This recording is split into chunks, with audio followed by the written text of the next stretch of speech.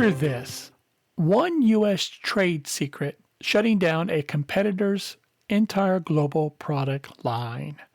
And a few words on a drug label deciding whether a generic launch triggers massive damages. Welcome to the world of quiet IP leverage, where small details move entire markets. Hello, I'm 𝘌𝘍𝘭𝘶𝘶2, and this is episode 14 of Paralegal's Memo, Secrets, Scripts, and Skinny Labels, the 2025 IP shocks now driving 2026 strategy. Be sure to subscribe to Paralegal's Memo and stay up on the latest legal trends in my newsletter on LinkedIn at bit.ly/paralegal101. And of course, follow this podcast wherever you listen. Today, we're looking at the quiet IP developments that now shape how trade secrets move and how skinny labels drive litigation strategy. For IP paralegals and junior practitioners, these are not classroom hypotheticals anymore. This episode breaks down how recent trade secrets and pharma decisions quietly rewired leverage in cross-border disputes and how smart support teams can get ahead of it. Let's walk through cases on the trade secret side and on the pharma side. Then we close with the paralegal's focused comment. Before we get into these cases, let's define one key term. A skinny label is a generic drug label that leaves out patented uses. That carve-out lets the generic enter the market legally while avoiding the brand's still protected indications. And when generics enter markets earlier, patients get more affordable options and more lives are saved, which is why these carve-outs matter far beyond the label. So as you can see, big stakes here to get the skinny labels right. Skinny labels sit at the center of modern pharma litigation because they determine how generics enter the market, what they can legally promote, and where induced infringement battles begin. People often think that the drug itself is patented, like a secret formula. But in today's cases, the real protection is in the patented method, the specific steps doctors take when using that drug. Now, let's look at some of those cases.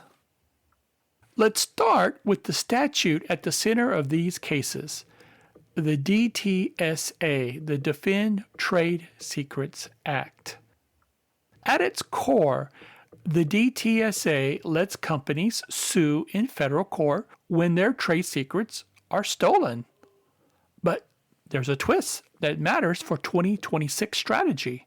When the theft touches the U.S. even slightly, that prosecution can extend across borders. And 2025's cases showed just how far that reach now goes. Insulate versus EOFlow is the clearest example. It shows that a U.S. trade secret can support a worldwide injunction when the misappropriation has strong U.S. connections, even if key actors sit abroad and the exploitation happens through foreign affiliates. That global reach matters for any client with manufacturing, R&D, or vendors outside the United States. A complaint filed in one federal district can end up controlling conduct in Europe, Asia, or Latin America once a court accepts DTSA jurisdiction and finds substantial U.S. effects. And the financial stakes are just as real. Zest Labs versus Walmart and Zunum versus Boeing show that juries are willing to award large numbers when confidential information underpins core technology or logistics systems. What counts as a trade secret has just expanded. Pleaser DAO versus 𝘍𝘭𝘶𝘶 raises a question that sounds like an exam hypothetical. Can a unique Wu-Tang Clan album locked behind strict access limits support a trade secret claim at the motion to dismiss stage? The court said yes, at least for now. That signals that non-traditional assets can fall into a trade secret bucket when access controls, confidentiality expectations, and economic value line up. Kintara Biosciences adds another twist. By limiting forced pre-discovery trade secret identification, the court gave plaintiffs more room to define their secrets after some discovery. That broadens the practical universe of what counsel may try to protect. And our third idea here, skinny labels and induced infringement now drive pharma strategy.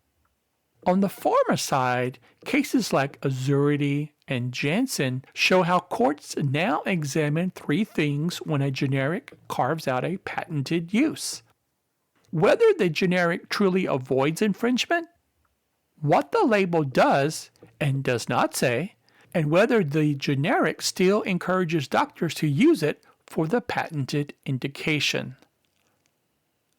𝘍𝘍𝘶𝘶 versus Amarin, now heading to the Supreme Court, tests a key question.